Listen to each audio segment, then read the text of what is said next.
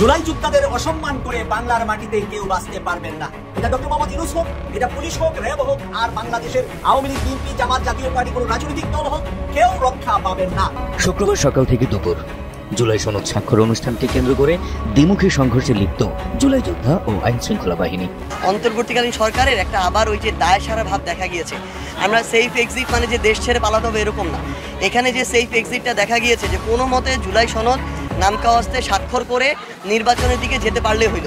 এতে সংস্কার হোক আর না হোক, জুলাই সনদের আইনি ভিত্তি থাকুক আর না থাকুক, পরবর্তীতে নির্বাচিত সরকারে সেটা বাস্তবায়ন করুক আর না করুক। জুলাই সনদের বিরুদ্ধে এনসিপি চমৎকার রাজনীতি করছে, সময় উপযোগী রাজনীতি করছে, কঠিন সিদ্ধান্ত নিয়েছে। এনসিপিকে আমার রাজনীতির ট্রাকে ফিরিয়ে আনবে তাদের এই অনর অবস্থান, তাদের এই জোরালো সিদ্ধান্ত। আমি স্পষ্ট দেখতে পাচ্ছি আগামী জাতীয় নির্বাচনের পূর্বে বাংলাদেশে ৭১-এর মতো আরো একটি যুদ্ধ হয়ে যেতে পারে। ছেলেগুলো চেয়েছিল প্রতিবাদ করতে, তাদেরকে রাজাকার ট্যাগ দেওয়া হলো। তারপরে বলেছে যেহেতু রাজাকার হতে চেয়েছে তাদেরকে রাজাকারের মতো ফাঁসি দেবো। তারপর বলেছে ইংল্যান্ডে ছাত্র আন্দোলনকারীদের হত্যা করা হয়েছে, আমি এদেরকে হত্যা করবো। এরপর লেথাল ওয়েপন ব্যবহার করে তাদেরকে উপর থেকে হেলিকপ্টার দিয়ে ক্লিয়ার করা, অর্থাৎ তাদেরকে হত্যা করে নির্মূল করার নির্দেশ দেওয়া হলো। জুলাই জাতীয় সনদে স্বাক্ষর করেনি জাতীয় নাগরিক পার্টি। রাজধানীতে শুক্রবার সনদ স্বাক্ষর অনুষ্ঠানে ২৫টি রাজনৈতিক দল ও জোটের নেতারা উপস্থিত থাকলেও সেখানে ছিলেন না এনসিপির কেউ। অথচ এই দলের উদ্যোগেই মূলত জুলাই জাতীয় সনদের দাবি উঠেছিল।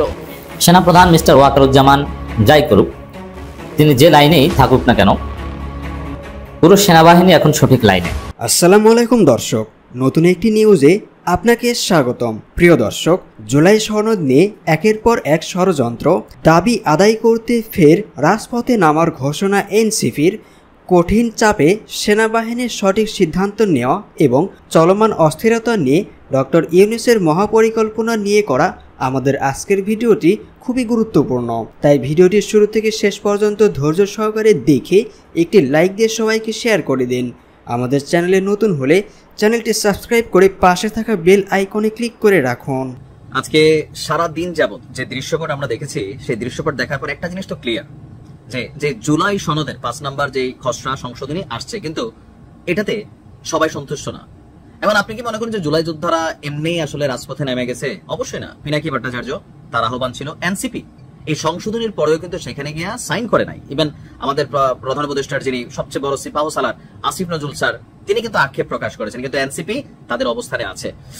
তো আগামীকালকে আজকে যে জুলাই যোদ্ধাদের উপর কিছু ঘটনা ঘটছে, এখন এই ঘটনাগুলো কি পুরোটাই ধরেন পুলিশের দোষ? অবশ্যই না ভাই। আমি সবসময় বলি পুলিশের কাজ কি? নিরাপত্তা দেওয়া।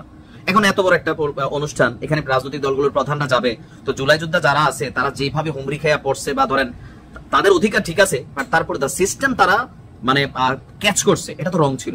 তো পুলিশ সেখানে লাঠিচার্জ করছে, কারো হয়তো যে আলাদা হাত পা লাগাইছিল, কারো হাত খুলে গেছে, দৃশ্যগুলো আমরা দেখছি প্যাথেটিক। বাট পুলিশের কাজই হচ্ছে শৃঙ্খলা মেনটেন করা, কজ এখানে এই মুহূর্তে বাংলাদেশের সর্বোচ্চ প্রধান যারা, তারা এখানে আসবেন। সো এখানে কোনো ধরনের অনভিপ্রেত ঘটনা অথবা একটা বিশৃঙ্খলা, এটা কিন্তু কোনোভাবেই কাম্য না। সো পুলিশ তাদের ডিউটি পালন করছে। হ্যাঁ, করতে গিয়ে হয়তো দুই একটা জায়গায় একটু অতিরিক্ত হয়েছে, কিন্তু এখন এটা নিয়ে আগামীকালকে যে ঘোষণা আসছে, এটাও কি ঠিক হচ্ছে? এই ডক্টর ইউনূসের সরকারের সিদ্ধান্তগুলো ওনার যারা সোলজার্স আছেন বা সিপাহীরা আছেন, তারাই যদি এইভাবে প্রত্যেকটা ক্ষেত্রে বাধা তৈরি করে, তাহলে তো ঝামেলা। এখন ঘটনা কি?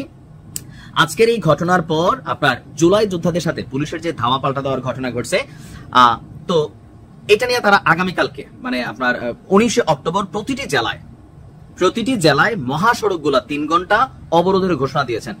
এই বাংলাদেশ কি আসলে আমাদের দরকার আছে? আপনি বুঝেন, মহাসড়কগুলো আপনি ৩ ঘন্টা অবরোধ রাখবেন, যে জ্যামটা লাগবে এটা সরতে লাগবে আরো ১০ ঘন্টা। তার মানে কালকে বাংলাদেশের স্থবির। তারা যে পুলিশের গাড়ি ভাঙচুর করছে, পুলিশের খাবার লুট করছে, এটাও কি ঠিক হয়েছে? এটা তো ঠিক হয় না বাবা। পুলিশের গাড়ি, এটা তো রাষ্ট্রীয় সম্পদ। তো পুলিশের গাড়ি ভাঙবেন, পুলিশের খাবার নিয়ে যাবেন, তো পুলিশ রিয়াকশন দিবে না? দিবে। আপনারা তো কিছুটা অন্যায় করছেন। দাবি হইতে পারে প্লেকার্ড করা, আপনারা কালো ব্যাচ ধারণ করতে পারতেন, অথবা ওই প্রোগ্রামের আশেপাশে সুশৃঙ্খল ভাবে যারা আসতেছে প্রধান উপদেষ্টা থেকে শুরু করে তাদের সামনে আপনাদের ফেস্টুন, ব্যানার, এগুলো আপনারা শো আপ করতে পারতেন। সাংবাদিকরা আপনাদেরকে নিউজ কভার করতো, সারা বাংলাদেশের মানুষের কাছে পৌঁছাইতো। বাট দা ওয়ে আপনারা চুজ করলেন, এখানে গিয়ে একদম হামলা টামলার মতন অবস্থা, পুলিশের গাড়ি ভাঙচুর। এখন আপনারা আবার আগামীকালকে বাংলাদেশকে স্থবির করে দিবেন, এটা আসলে কতটুকু পজিটিভ? আমার কাছে এটা বোধগম্য না। আজকে আপনার এই ঘটনার ঘোষণা কে দিয়েছেন? জুলাই যোদ্ধা সংসদের মুখ্য সংগঠক মাসুদ রানা সৌরভ। তার বক্তব্য, আমরা হামলার শিকার হয়েছি। হামলার শিকারটা কিভাবে হইলেন আপনারা? আপনাদের কি জায়গা শান্ত একটা অবস্থান ছিল যে সেখানে আপনাদেরকে পুলিশ লাঠিচার্জ করছে? আপনারা একটা রুলস ভাঙছেন। আচ্ছা, এরপরে তার বক্তব্য হচ্ছে, আমাদের উপর হামলার প্রতিবাদে এবং আমাদের ৩ দফা দাবি এই সরকারের আমলে বাস্তবায়নের লক্ষ্যে আগামীকাল মানে রোববার দুপুর ২টা থেকে ৫টা পর্যন্ত প্রত্যেক জেলা শহরের মহাসড়ক অবরোধ কর্মসূচি হবে। আর দেশের সাধারণ মানুষের অংশগ্রহণ কামনা করেছেন। জীবন এবং রক্তের স্বীকৃতি আদায় করতে না পারলে ভবিষ্যতে আর বিপ্লবী এই রাষ্ট্রে জন্মগ্রহণ করবেন, এটা কথা সত্য। তারা সেখানে জুলাই আগস্টে যে ভূমিকা রাখছে, অবশ্যই ইন ফিউচার কখনো আওয়ামী লীগ আসলে প্রত্যেকটা লটকাবে, তারা তাদের সেফটি চাবে, এটা আমরা মানি। বাট এই সেফটিটা দেওয়ার দায়িত্বের জন্যই তো আপনারা ডক্টর ইউনূসের সরকারকে বসাইছেন, সব রাজনৈতিক দলকে সমর্থন দিচ্ছেন।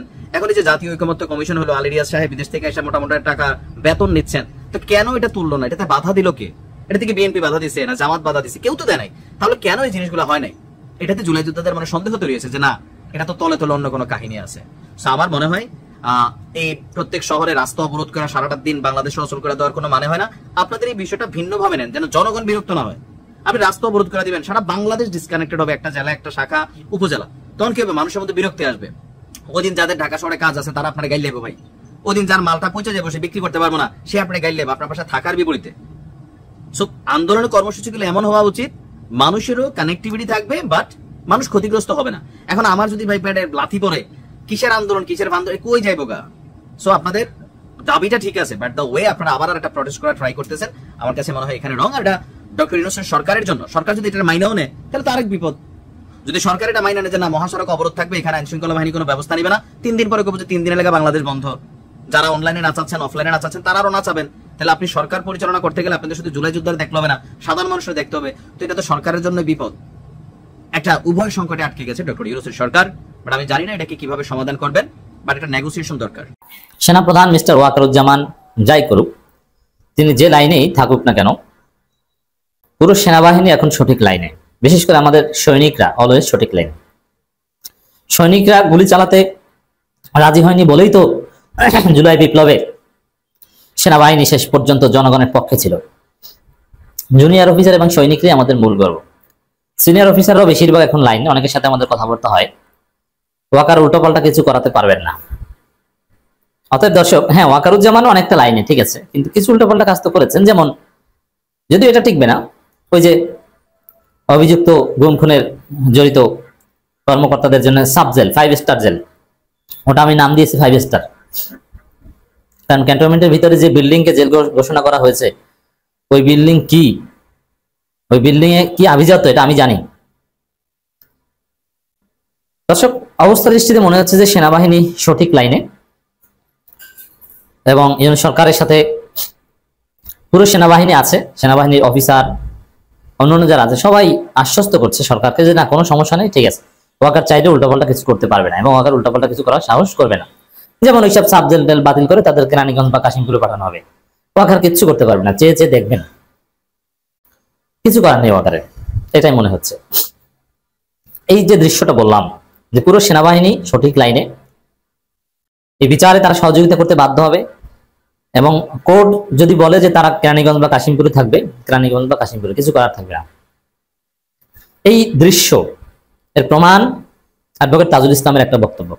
তিনি বলছেন, দেশ রক্ষায় ঢাল হয়ে দাঁড়িয়েছিল সেনাবাহিনী, চিফ প্রসিকিউটর। এটা খুব তাৎপর্যপূর্ণ। এই চিফ প্রসিকিউটর তাজুল ইসলাম, তার তৎপরতার ফলেই কিন্তু সেনা অফিসাররা বিচারের মুখোমুখি হচ্ছে, তারা পাকড়াও হয়েছে, তাদেরকে ধরা হয়েছে, তারা সামনে প্রচলিত জেলে যাবে, এখনো এক প্রকার জেলে আছেন। 22 তারিখের মধ্যে আপনার এই খেলা দেখতে পাবেন, 22 অক্টোবরের মধ্যে। এখানে ওয়াকারকে সমালোচনা করছে, এবং সমালোচনা করে অনেক বিষয় আছে, যেমন আমরা এই চেপে ধরেছিলাম যে জেনারেল আকবর পালিয়েছে।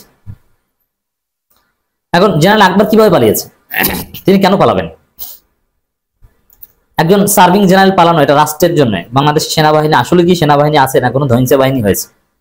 কারণ জেনারেল তো পালাতে পারে না, তার মৃত্যু নিশ্চিত থাকলেও তিনি পালাতে পারেন না। এটি জেনারেল, এটি অফিসার্স, এটি সেনাবাহিনী, তিনি পালাবেন না, কিন্তু পালিয়েছেন। কোথাও পালিয়েছে?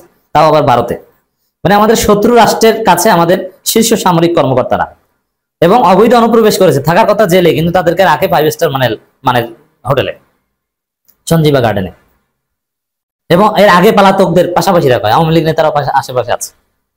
কতটা থ্রেটের মধ্যে আমরা আছি চিন্তা করেছেন? এই দায় একজন সার্ভিং জেনারেল পালানোর দায় সেনাপ্রধানের উপর বর্তায়। সেনাপ্রধানকে নিয়ে এই কারণে আমাদের ক্রিটিক আছে, কিন্তু তারপর তাজুল ইসলাম বলছেন দেশ রক্ষা ঢাল হয়ে দাঁড়িয়েছিল সেনাবাহিনী, মানে ভূয়সী প্রশংসা করেছেন সেনাবাহিনীর। এটা তাৎপর্যপূর্ণ। এর অর্থ হচ্ছে যে আমরা শুধু অপরাধীদের বিচার করতে চাই, এবং এই অপরাধীদের পক্ষে কেউ নাই, কিন্তু পুরো সেনাবাহিনী আমাদের গর্বের, সেনাবাহিনীকে আমরা রেসপেক্ট করি, সেনাবাহিনী সঠিক লাইনে আছে, চিন্তার কিছু নাই। ওয়াকার উল্টোপাল্টা করলেও কিছু করতে পারবেন না চাইলেও। আর যারা জড়িত গুমখুনির সাথে তাদের বিচার হবে, কেউ তাদেরকে বাঁচাতে পারবে না।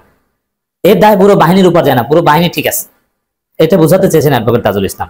এবং প্রফেসর ইউনূসেরও দৃষ্টিভঙ্গি অনেকটা এরকম। জনমত সেনাবাহিনীর পক্ষে, কিন্তু ওয়াকার সহ অপরাধীদের বিপক্ষে। যেন ওয়াকারকে আরো লাইনে আসতে হবে, তাহলে ওয়াকারকেও জনগণ রেসপেক্ট করবে। যেহেতু ওয়াকার নিজেও শেষ পর্যন্ত জনগণের পক্ষে ছিলেন, কিন্তু তিনি ওই যে কিছু বাঁচানোর চেষ্টা বা কিছু ফন্দি ফিকির, কিছু সন্দেহ তার সম্পর্কে আছে, এগুলো ক্লারিফাই করুক, যেন আমি তার অবস্থানটা ব্যাখ্যা করুক, এবং তিনি পুরোপুরি ইউনূস সরকারের প্রতি আনুগত্য প্রদর্শন করুক। পর্দার অন্তরালের ষড়যন্ত্র, এই যে রিফাইন্ড আওয়ামী লীগ নিয়ে যে ঘটনা, এটা তো প্রমাণিত। আইএসপিআর অনানুষ্ঠানিকভাবে সরাসরি বলেছে নেত্র নিউজকে যে হ্যাঁ, রিফাইন্ড আওয়ামী লীগ নিয়ে কথা হয়েছে, রিফাইন্ড আওয়ামী লীগ চান, এবং এই রাজনৈতিক দলগুলোকে ধমক দিয়েছেন একবার মিস্টার ওয়াকারুজ্জামান, এবং 18 মাসের মধ্যে নির্বাচন, আরো রাজনৈতিক নানান বিষয়ে কথাবার্তা বলেছেন। এগুলো কে তাকে বলতে বলেছে? এগুলো তিনি বলবেন কেন? আবার ফখরুলের সাথে মিটিং করেন, ফখরুলের সাথে কাজ কি তার? এই মিটিং করবেন কেন? এটা অযাচিত।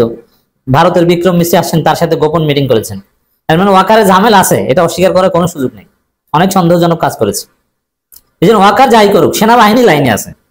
ওয়াকারে কোনো অবৈধ নির্দেশ সেনাবাহিনী মানবে না, এটা অনেক অফিসাররা সরকারকে, ইউনূসকে স্পষ্ট করেছে যে ওয়াকার উল্টোপাল্টা কিছু বললো এটা আমরা মানবো না। যেমন জুলাইতে গুলি করতে তো আমরা অস্বীকার করেছি। এই জন্য সেনাবাহিনী সঠিক লাইনে আছে। আমরা কিন্তু কখনো সেনাবাহিনীর বিরুদ্ধে নয়, দুষ্কৃতিকারী ব্যক্তি সেনা অফিসারের বিরুদ্ধে। অ্যাডভোকেট তাজুল ইসলামের বক্তব্যের জন্য আমাদের জন্য মডেল। দেখেন কি বলেছে, দেশ রক্ষায় সেনাবাহিনী ঢাল হয়ে দাঁড়িয়েছিল, এই মন্তব্য করেছেন আন্তর্জাতিক অপরাধ tribunal chief prosecutor Mohammad Tajul Islam. Tribunal প্রাঙ্গণে প্রেস ব্রিফিং এ শেখ হাসিনা মামলার যুক্তিতর্ক উপস্থাপন প্রসঙ্গে তিনি মন্তব্য করেন। মোহাম্মদ তাজুল ইসলাম বলেন, আমাদের দেশপ্রেমিক বাহিনী রয়েছে, সেনাবাহিনী, মানে সেনাবাহিনী নিয়ে কোনো ক্রিটিক নেই, যাদের সবসময় ভালোবাসে দেশের জনগণ, তাদের দেশপ্রেমিক সেনাবাহিনী বলা হয়। রাস্তায় দেখলে মানুষ তাদের বুকে জড়িয়ে ধরেন। গত বছরের 3 আগস্ট যখন পুলিশ নির্বিচারে মানুষ মারছে, সেনাবাহিনী তখন ছাত্র জনতার মাঝখানে ঢাল হয়ে দাঁড়িয়েছিল। রাইট, এই দৃশ্য আমরা দেখেছি। তার মানে অবৈধ নির্দেশ উপেক্ষা করেও জনগণের পাশে দাঁড়ানোর অফিসার আমার দেশে আছে। চিফ প্রসিকিউটর বলেন, মিরপুরে পুলিশ যখন ছাত্রদের গুলি করে মারছিল, মাঝখানে সেনাবাহিনী দাঁড়িয়ে উল্টো পুলিশ বাহিনীর উপর ফাঁকা গুলি বর্ষণ করে তাদের ডিসপার্স করেছে। বিচ্ছিন্ন বিক্ষিপ্ত হবে হয়তো কোনো ঘটনা ঘটেছে, ওই বিচ্ছিন্ন বিক্ষিপ্ত যা ঘটেছে আমাদের ক্ষোভ তাদের বিরুদ্ধে, সেনাবাহিনীর বিরুদ্ধে নয়, কিন্তু বাহিনী হিসেবে তারা বিরাট ভূমিকা পালন করেছে। এসব কথা আমরা আদালতে তুলে ধরেছি। সব মিলে এই বাহিনী ছাড়া বাকি সব রাষ্ট্রযন্ত্রকে অপরাধ সংগঠনের ব্যবহার করেছিল শেখ হাসিনা সরকার। সুতরাং এটা সুস্পষ্টভাবে মানবতা বিরোধী অপরাধ। মানে সেনাবাহিনীর বিরুদ্ধে কিন্তু অভিযোগ নেই, পুলিশ বাহিনীর বিরুদ্ধে বাহিনী হিসেবে অভিযোগ আছে, কিন্তু সেনাবাহিনীর বিরুদ্ধে বাহিনী হিসেবে কোনো অভিযোগ নেই, এটা স্পষ্টকরণ। মানে সেনাবাহিনী সঠিক, আমরা সেনাবাহিনীর পক্ষে। তাজুল ইসলামের বক্তব্যের সাথে আমরা একমত। তা আমরা যারা ওয়াকারের সমালোচনা করি তারা জেনে রাখুন, আমরা ব্যক্তির সমালোচনা করি, সেনাবাহিনী নিয়ে আমাদের কোনো আপত্তি নেই। এর চরম দণ্ড নিশ্চিতের মাধ্যমে ভবিষ্যৎ বাংলাদেশে যেন এ ধরনের কোনো হত্যাকাণ্ডের সুযোগ তৈরি না হয়, কিংবা কোনো স্বৈরশাসক নিজেরা জনগণের হত্যা দুঃসাহস, জনগণকে হত্যা দুঃসাহস না দেখায়, এই জন্য বিচার জন্য ভূমিকা পালন করে, সেটা আমাদের আদালতের কাছে প্রার্থনা করছে। এখন চরম দণ্ড মানে কি? এদের ফাঁসি হবে। জাতির উদ্দেশ্যে তাজুল ইসলাম বলেন, জুলাই আগস্টে সংঘটিত হওয়া মানবতা বিরোধী অপরাধের সুষ্ঠু তদন্ত ও সঠিক ন্যায় বিচার নিশ্চিত করা আমাদের অঙ্গীকার ছিল। আশা করি আমরা সেই অঙ্গীকার রক্ষা করতে পারছি। হ্যাঁ, এটা চূড়ান্তভাবে এই রায় কার্যকর হতে প্রফেসর ইউনূস সরকারকে আরো ক্ষমতায় থাকতে হবে। এদিকে জুলাই সনদে এনসিপির স্বাক্ষর না করলেও নির্বাচনে প্রভাব ফেলবে না বলে মন্তব্য করলেন সালাউদ্দিন আহমেদ। জাতীয় নাগরিক পার্টি, এনসিপি সহ কয়েকটি রাজনৈতিক দল জুলাই সনদে স্বাক্ষর না করলেও তা আগামী নির্বাচনে বড় কোনো প্রভাব ফেলবে না বলে মন্তব্য করেছেন বিএনপির স্থায়ী কমিটির সদস্য সালাউদ্দিন আহমেদ। শনিবার সকালে জিয়াউর রহমান ফাউন্ডেশনের 26তম প্রতিষ্ঠা বার্ষিকী উপলক্ষেই রাজধানীর চন্দ্রিমা উদ্যানে শহীদ প্রেসিডেন্ট জিয়াউর রহমানের মাজারে ফুল দিয়ে শ্রদ্ধা নিবেদন শেষে সাংবাদিকদের সঙ্গে আলাপকালে তিনি এমন মন্তব্য করেন। সালাউদ্দিন আহমেদ বলেন, জুলাই যোদ্ধা নামে আওয়ামী ফ্যাসিস্ট বাহিনী গতকাল সংসদ ভবন এলাকায় বিশৃঙ্খলা করেছে। আসল জুলাই যোদ্ধারা এমনটা করতে পারে না। তিনি আরও বলেন, এনসিপি সহ কয়েকটি রাজনৈতিক দলের জুলাই সনদে স্বাক্ষর না করার বিষয়টি বড় কোনো ইস্যু নয়। সনদে স্বাক্ষরের সুযোগ এখনও উন্মুক্ত রয়েছে। আশা করছি এনসিপি সহ অন্যান্য দলও শেষ পর্যন্ত সনদে স্বাক্ষর করবেন। এ সময় ধৈর্য, সহনশীলতা ও গণতান্ত্রিক চর্চার মাধ্যমে এগিয়ে যাওয়ার আহ্বান জানান বিএনপির ওই নেতা। নির্বাচন সামনে রেখে সবাইকে সহনশীলতা ও সংযম বজায় রাখারও অনুরোধ করেন তিনি।